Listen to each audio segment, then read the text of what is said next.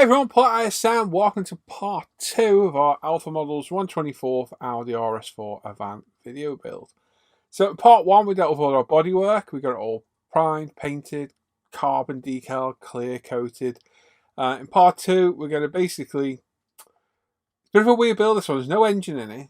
It's quite basic interior, so it was a quick build. It took me a week there, so we're kind of going to get through the process a bit, stop, come back to part 3 because I ended up with too much footage to get it in one. So there's no real stop point in this. We're just going to go through it to run out of time and then come back, and I'll probably just upload the videos together. We'll do them both together rather than leaving a gap of a few days. I'll upload one and then upload the other one probably the day after straight away. So there's no real point for me to go, well, we're going to get the interior done, because we're not, but we're going to get most of everything done and then assembly. Because of the assembly process of these kits, I can't do that. But yeah, 15 hours of footage for this, so I had to break her up into 2, and that's what you've got today. So there we are. So let's jump straight in and get cracking with the build. Hey everyone, please subscribe to the channel, click the bell notifications, get notified of our latest videos, give the video a thumbs up or a thumbs down, and leave a comment. I do read and appreciate every comment you guys and girls leave behind. I may not reply to them all, but they are all appreciated.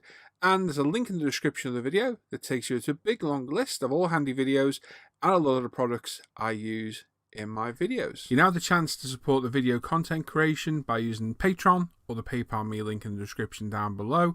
All the videos will always remain free to watch. This is just your chance to help support the videos. We're back with the Alpha Models Audi. We're straight in with the interior. Now this is a lot simpler kit than some of the others we've done before. There's no engine on this. It's a very simple interior. It's going to be quite a bland black interior on this, so yeah, don't expect too much. We've got a lot of parts to clean up though, including these resin discs, which we don't actually need, because we're going to use the photo etch ones. Well, I assume that's the way you do it. That's the way I did it.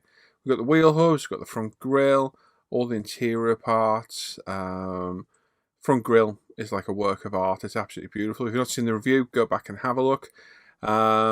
And we've got lots of pour plugs to remove. So using our JLC razor saw, we're going to carefully and gently remove all the plugs themselves, and then we can sand them smooth.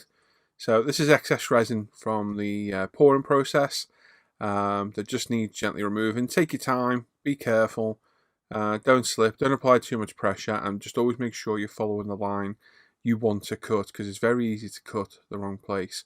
We've got some door handles. There's a few components for the interior. There are actually quite a few, and I'm just looking around to figure out things out. Beautifully moulded rear seats, and the cockpit with the partial shelf, well, the bootleg covering. And like I say, once we cut all the pour plugs off, we can sand everything. So with a 240 UMP thinning sponge, sander stick, we can sand off everything smooth. Now resin does sand really easily, so just take your time. Very easy to misshape parts and remove too much material, so test fitting like this is key to success. So 2 seats that fit in these holes, a bit weird this one. They're doing a little bit of sanding to get them to fit. So I'm just taking a little bit off the edge, being careful not to hit the actual seat itself. And then just keep test fitting and test fit until we get them to fit. And then all the other parts just need those pour plugs removing as well. So combination UMP sanders easily gets rid of that. Now we're going to put some holes in some of the parts in key places where they're not going to come through to mount these for paint. So using my little rechargeable drill, which is linked to my Amazon store in the description of the video down below, and a 0.5mm drill bit, we can easily and quickly drill some holes in there.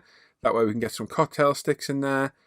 Same with the seat and a few other parts. Anything else, we're going to keep on the sprue as such and spray it together and touch it up later if needed.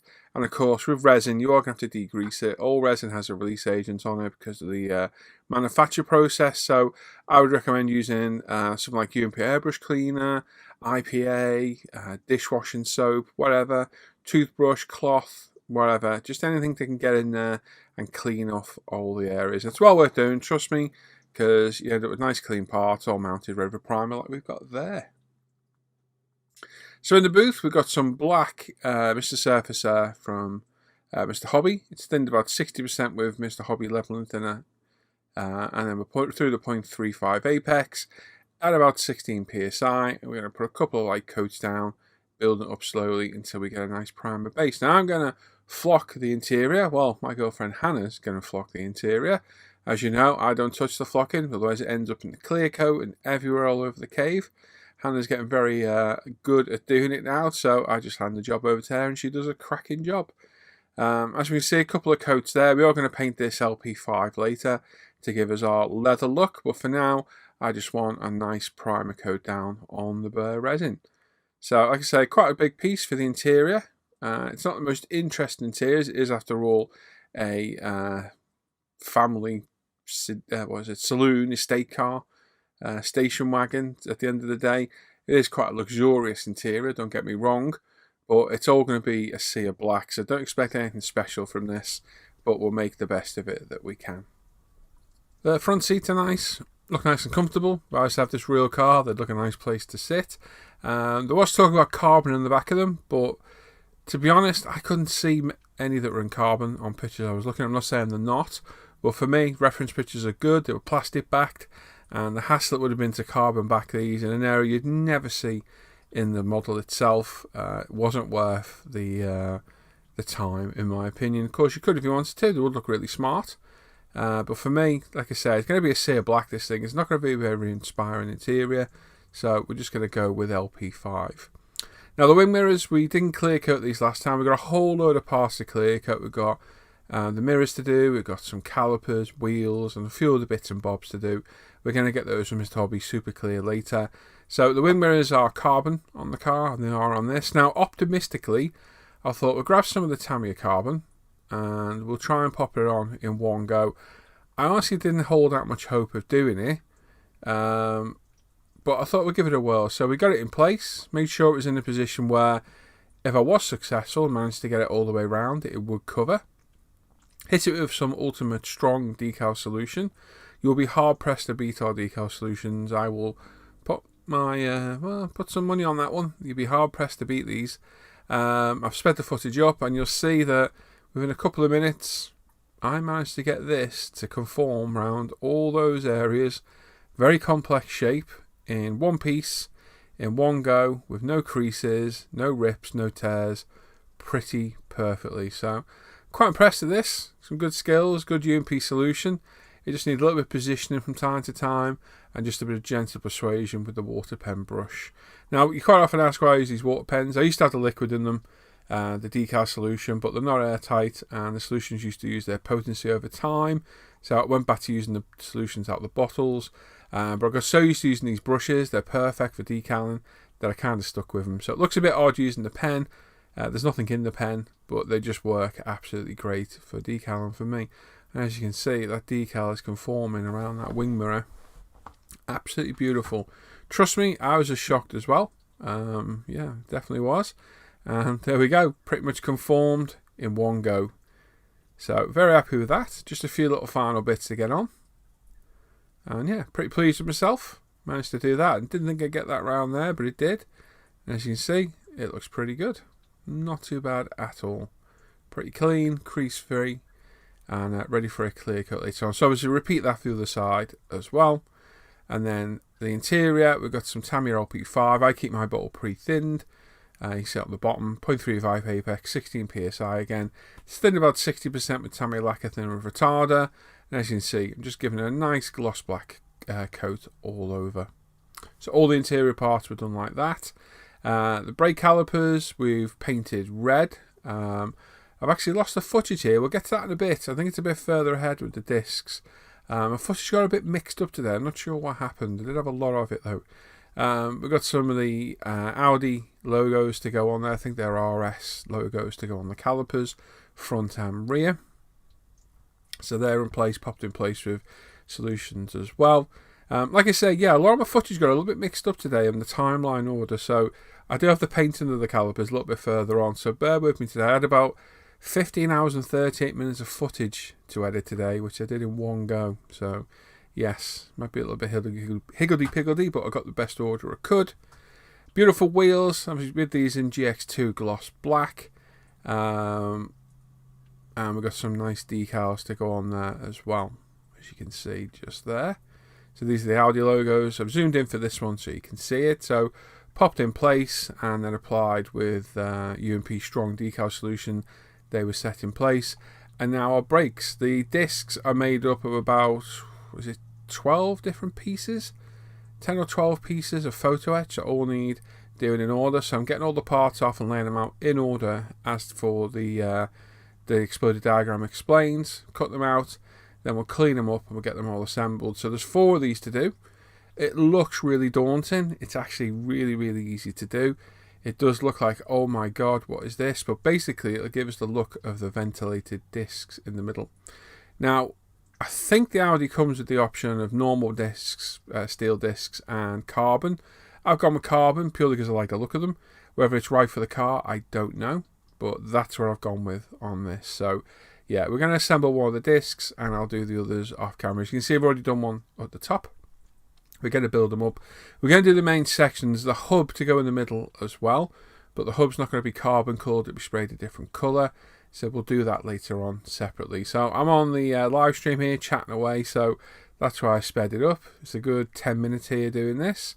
So just cleaning up all the excess parts off the photo etch fret, get rid of any excess metal parts, and then using some of the Bob Smith odorless CA glue, we can start to assemble everything. Now this little piece here slots in to the lugs on there, and then we put all these pieces lined up in the middle. So they literally line up with each other, and we just keep building it up as per the instructions until we're happy we've got the full coverage. And there we go, just keep making sure everything's straight, and we get the actual disc face on as well at the end.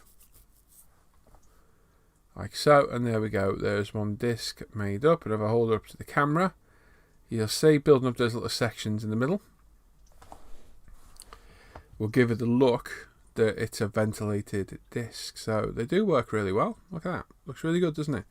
Like I say, once we get these painted up, they'll look really, really good. And then the central hub part is this. There's about 5 parts of this as well, 4 or 5 parts. So I've just built it up here, applied the last piece. So if you get the excess glue on any metal parts, a bit of acetone, let it all dry, cotton bud, acetone, it'll take it all off. And then we're going to mount all these on some masking tape, on a tongue depressor, and mask and spray them, primer them all together. So nice simple way of doing it. The exhaust are toyed with leaving black. A lot of them are black, but if they do have aftermarket exhausts, they are silver. So I decided to do silver for a little bit of a different look. Otherwise it would just have been a sea of black on the back end of the car and amongst the carbon. So I've painted the exhaust in GX2 gloss black, let that dry, and then we're coming with Mr. Hobby super metallic chrome to give a nice chrome exhaust look on the back. We also painted the under tray of the car in Mr. Servicer black. This will need to be drilled and screwed later on in part 3, and then priming all these parts up in Mr. Surfacer, ready for some paint as well. It's the easiest way of doing these small parts. You get them all done together, you don't waste a lot of paint doing each individual part, which you could do should you wish. But for me, this is the way that works best for me. And then our discs as well. So we're going to prime them first, Mr. Servicer 1500. So they are photo etched, so just pay attention. Afterwards, you don't scratch them. It will scratch off quite easily off metal. Just pay particular attention. And obviously, because we work making that ventilated part, make sure you get right in there and get everything primed up inside as well. Look really good, these. Quite impressed with them, to be honest. And they even look good through the wheels later on when the car is built. So they're well worth the time doing. Here we go, escaping back in time. This is the calipers being painted red. So we've got some Zero Paints Brembo red. I've not used this colour before, funnily enough, and I thought, you know what, might as well use it today. So we're going to put 2 or 3 light coats down to give us our nice red caliper colour you saw earlier. It does cover well over white, not too bad at all. In hindsight, I would have done pink, but to be honest, I was just on autopilot and just did them white with a few other parts as well. Pink is my preferable colour for red as a primer because it covers so quick, but white will do as well. And as you can see, the coverage is quick. Obviously, because we're spraying on resin, we don't need to be really careful because it won't melt anything. But if you're spraying plastic parts, make sure you put them on much thinner coats because the Zero Paint can be a little bit hot and can craze the plastic. So take your time, build it up, don't be too much of a rush. And then our wheels, we've got some Mr. Hobby UV cut clear. Now this is out the spray can, decanted, 0.35 apex, 16 psi. And I'm going to put 2 or 3 light coats down to give everything that needs a gloss coat that we did in 2K a gloss coat. Now this will give a slightly less shiny gloss coat. It's still more than acceptable, and it's less thick. So I find it can be a little bit kinder on small parts that they don't get swamped with thicker 2K. But you do need to build it up, so you need to put a tack coat down, another tack coat, then a slightly wetter coat, and then a wetter coat again to build it up. Be careful with the decals, it can melt decals. Discs, now we've got Zero Paint ceramic colour. This has got very nice metallic speckles in it. Looks quite good, I quite like the effect, and a few light coats to build it up, and they look really good. The hubs we're going to do in LP61, metallic grey.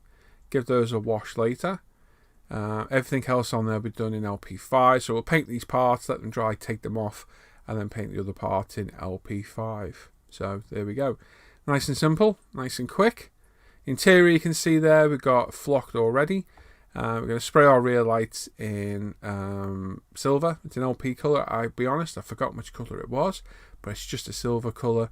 And like I say, with those hubs off, we can paint all the other parts in LP5 to match the rest of our body panels as well. So there's lots of parts to paint. It's not the most comprehensive kit, but there's still lots to do to keep you entertained. As I say, this has been flocked now with flocking powder, well, flocking material. And I'm just going over the seat. I had a little bit of a chip where I knocked some of the paint off, so I was just touching it up. And I thought, while I'm here, I'll just give it another quick coat. And then the wheels. These have dried for a good few hours now, and we're going to slot the tyres on. Now, number one, these wheels are handed. The spokes where the angle is point to the back, so make sure you get the right side on the right side, basically. And the tyres are also handed as well, so make sure you get these the right way around as well. Just take your time, have a good look at everything, think of everything logically, and it shouldn't have any problem. But do make sure your clear coat dries before you put any tyres on wheels, and don't apply any pressure with your fingers, because even a freshly dried and cured clear coat can still allow fingerprints to imprint in them. So yeah, there we go. These are looking good. They're looking the part. And just a quick test fit of our hub, and I'll show you why now. This one's been glued together previously. I'm just having a look how it sits. I'm not glued the caliper in. The caliper is loose for now. You'll see why in a minute what I'm doing. I'm just checking how everything fits. Now the hubs here are there's ones for the front and one for the back, so you need to make sure you get the correct ones. One's got a deeper look in it for the brake caliper, as you'll see. But what I'm doing is I've got the disc in place, the calipers in place over the top of the disc, loose, and then I'm lining the hub up, having a look at everything, make sure everything lines up, and then using the wheel as kind of a guide to make sure everything's lined up properly. So that way we've got the hub, the disc, the caliper all lined up perfect. We can then gently hit it with some glue from behind. I'm not getting in the wheel, we're just getting around the edge of the hub. Using our Bob Smiths and our precision applicators. Just get some glue around the edges where we need them. And then we'll hit that with activator and glue it in place. You can see I've already done one at the top. It was just a quick test fit to see how it went. And there we go, that's that, glued in place. We'll do that with all of them, and that way we know everything is lined up perfectly and is going to sit where we want it. Rather than trying to wrestle with it on the bench, I found it easier to use the wheel as a template. Just be careful you don't get any glue on the wheel. And as you see, we take it all back off as one unit and move on to the next one. Quick test on the interior, just to see how it fits in, and it does. And then we can check our wheels. So like I say, these are handed. Front and rear hubs and front and rear wheels. So, sorry, left and right wheels. You'll see what I mean when you look at pictures of the real car. There's like a spoke that angles back on the wheel that punches to the back of the car, so you need to make sure you get them on the right side. Right now I'm just checking ride height, which is pretty much spot on. It rides really nice. Just a quick check all round. You get a little bit of wiggle movement in the wheels themselves, so when you glue them in place, you can kind of wiggle it around to get the ride height and the camber right and what have you. It's not the best solution for attaching the wheels from alpha models, but it works. It does work, I'll admit that. I probably would rather see them screwed in place. I think it would be doable, but hey, this does work. Interior parts, got some decals to apply now. Other than the decals and a little bit of trim on the doors, there's not really much I've done to this. Now, on the real car, there are some accent trims on it, but they're not built into the kit. So you'd have to kind of guess where they went and kind of add them. So I didn't fancy doing that. I did see a completely black interior. It did look good, and I opted to do that. So, like I say, a few decals to go in place to add a few focal points. We get all these in, usual solutions, usual way of doing it. UMP strong, get them in place, get them lined up, hit them with the solution, and leave them alone. And there we go. Like I say, it's quite a boring interior. This isn't an Italian supercar, unfortunately. It is a family car at the end of the day. It's a bloody fast family car. But it is quite a bland interior as such. And then assembling all the interior components. So with the rear heater vents glued in place, and there's an armrest to go in place as well in front of that. And then our dashboard gets its PE screen in place. Door cards have speaker grills, which we painted up earlier on. These are photo etch. So there's 2 per side. Like I say, you could add accent colours to this should you wish and have a 2-tone interior. For me, I think I just fancy black. Nice to do a black interior for a change. As you can see, the flocking looks really good. Hannah does a great job on this. And the LP5 looks good as leather. It really does look good.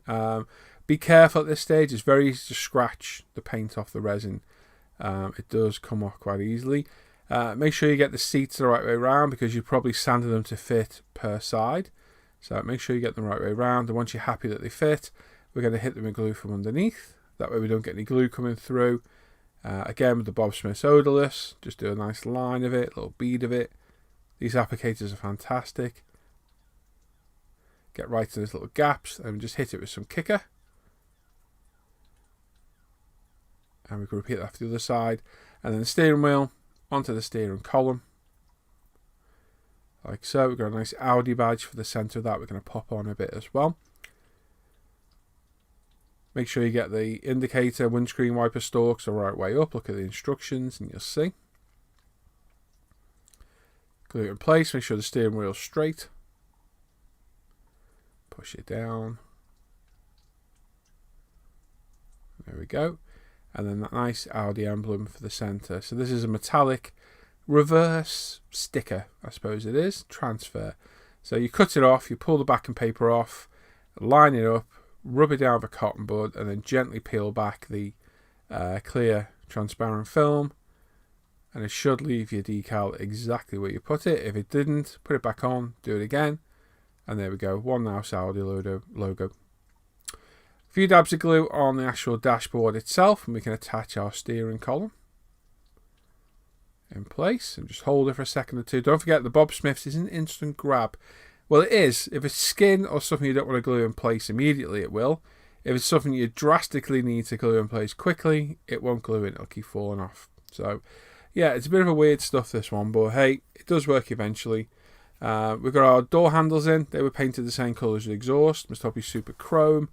And then we've got our door handles, armrest, button holders, whatever you want to call them, on the doors to attach in place as well. So you just need a steady hand here.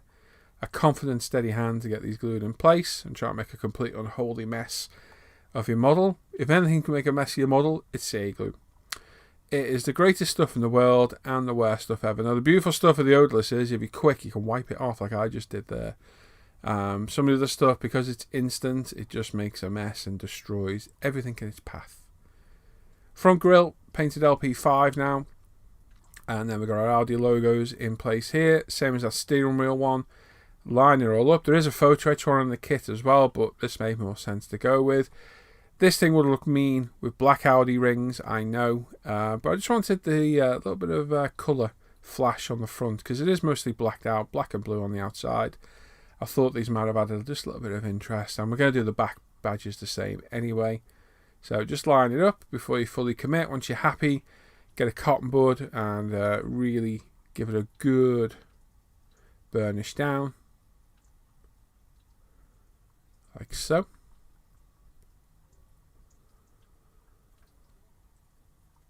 There we go. And then peel it back, nice and slow. And there we go. Another logo done. Accelerator and brake pedal in place there, and then the footrest to the left as well. Hard to see them because they're black on black, but they are going in there. You can see the footrest there. A little dab of glue, yabba dabba doo, just to hold it all in.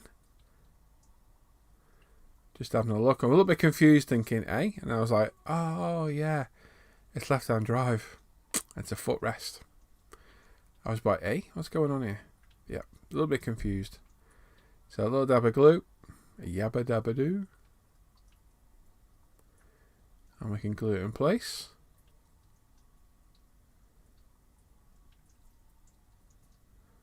Like so, and then a test fit of the dashboard and the door card. So I'm going to put the dashboard in loose, put a door card in, pop the interior in, just see how it fits in, see how we go. As you see, the bodywork's looking really good. We've not polished it up yet at all, but this thing's going to look absolutely spanking when it's done. And I know because it's done and I've seen it. It looks lovely. And then we're just going to pop in our interior. Nice fitting interior this one. I'm a little bit off camera. I don't know why I'm to one side, but I am a little bit. I don't know why. But we're just test fitting for now to see how it fits. And yeah, so dashboard in separate, door cards in separate, and then all the interior with the seats all in place too. A quick late night spray here. We're doing the clear red on the rear lights using some LP clear red. And then flatten the paintwork. Here we go. We've got a 3000 grit TAMIYA sponge. We've got a few dust spots in this. But it is single-handedly the best 2K job I've done for quite a while. It came out very well. We changed a few things in part 1 and it definitely paid off. Not only did it give a nicer finish, it also dried quicker. We got less dust in it. But we're going to concentrate on the dust with the 3000 sponges and go around and try our best to get rid of them. Now, I'm not completely OCD that I have to get rid of any dust spots completely. As I always say, I'd rather leave them there slightly than risk ruining the paint job. So I go over it with the 3000 till I'm happy, then hit it with the 12, then the compound, then the polish. But you can go as far as you wish. You can keep going if you wish. The problem is, at some point, you are going to burn through the clear, and then you're back to having to re-clear it again, which isn't going to look good, or you're going to have to strip and start over. So for me, you've got to weigh up the risk sometimes. Is it worth ruining that entire model to get rid of one tiny speck of dust? Mine are not award-winning models. They're only made for videos for you guys and my entertainment. So I can accept a flaw and leave them in. So I get rid of them as much as I can. And then I'm happy to leave them. And we still get good looking models, I think. And I still enjoyed the build process. So we've flatted it with the 3000 TAMIYA and the 12,000 micro mesh, wet of course. And now we've got some UMP compound. I put about half a ton of it on there for some reason. But hey, oh well, it's on now. And we're going to go around with a nice clean cotton cloth and give it a real good buff up. Now, as with sanding, be careful on any raised areas, any corners, because they're the areas where the clear is its thinnest. And it's very easy to burn through, especially with like that 3000 sponge and this compound. So when you're near edges, go a little bit less harsh and aggressive as when you're doing the flatter sections, and just really take your time and pay attention and be wary where you are. Trust me, I've burned through many paint jobs. It's very, very easy to do. So you're going to give it a go over with the compound. Once you're happy, get a clean cloth. So I'll end up using 4 cloths here for this. 2 for application, 2 for removal, and remove all the compound you can. If you need to, you can go again and apply more. This is up to you now how far you want to push it. For me, as long as I've got rid of all those larger scratches at this stage, I know the polish will get rid of the micro scratches, and I'll more than likely be left with the finish I'm happy with. You can see though already the shine just from the compound alone is pretty damn good. You can see the slide floors in the roof, a little dust spot, which I can accept. Any excess compound, we can let it dry and get out with the toothbrush. Don't worry, we'll jet wash it out at the end with my painted airbrush jet wash technique. But for now, we're just trying to get rid of as much of the compound as we can, so we don't kind of contaminate the polished cloth next time. But like I say, if you're not happy, go over it again. But just bear in mind at some point, you will run out of clear coat and you will burn through. And like I say, we repeat this for the rest of the car as well, all around the sides, the boot, the bonnet, what have you. Just be very aware of those edges, like the bottom of the sills, the wheel arches, all those bits at the front where they're sharp, because the clear coat is significantly thinner on edges. Trust me, it is. It's surprising how quick you'll burn through. So just take your time, don't be too aggressive, and be wary of what you're doing. Once you've got all the compounding done, like I say, if you want to go back and repeat, you can.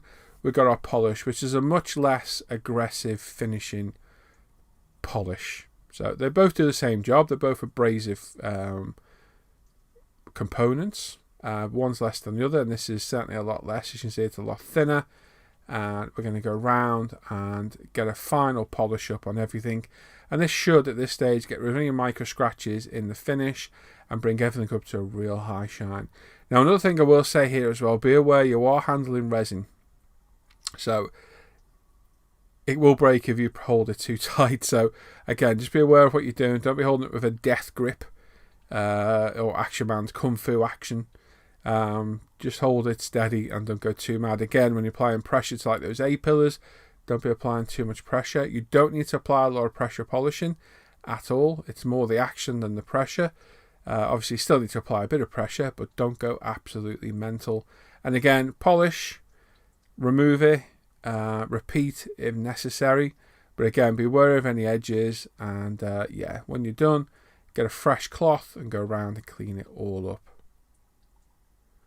So as you can see, we're starting to get a real nice shine there. You can see the orange peel on the dashboard inside. That's going to get covered. We're not bothered about that at all. Everywhere else, we're good.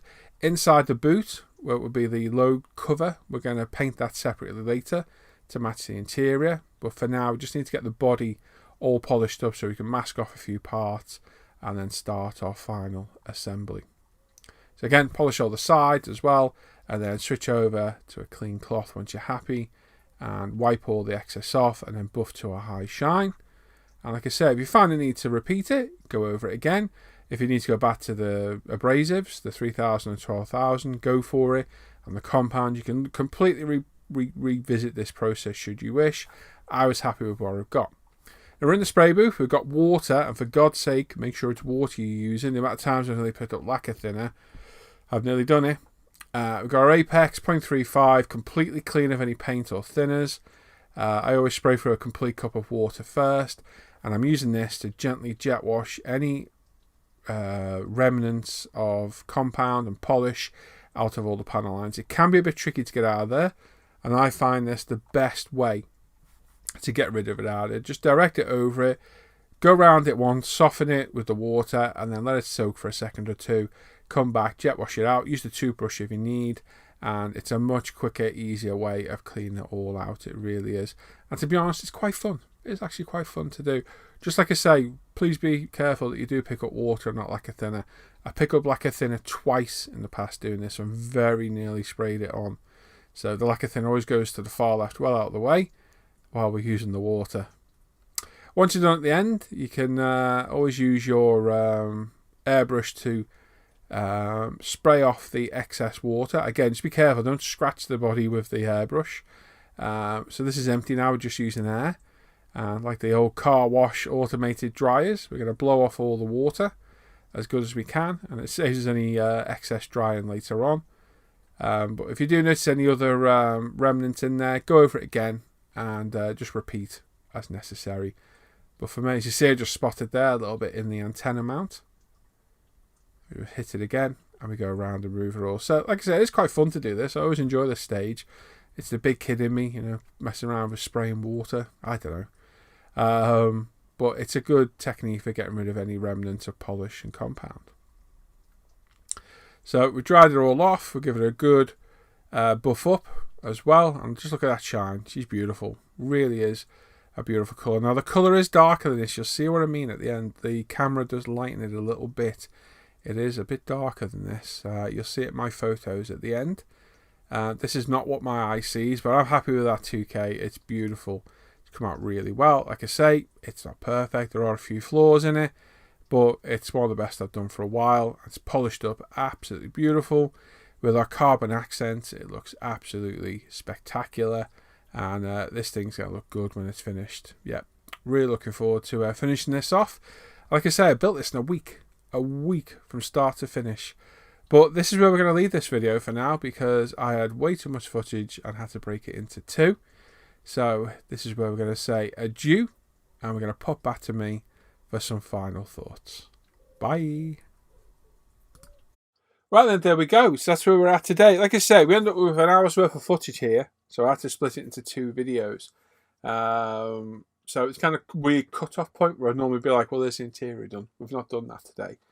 So as I said, we'll upload this one. A day later, I'll just upload the other. I would have done it as one video, but I think an hour is too long for one video. So split it up, and hopefully you can appreciate what I had to do. Like I said, it was a quick build, a week, Saturday to Saturday, job done.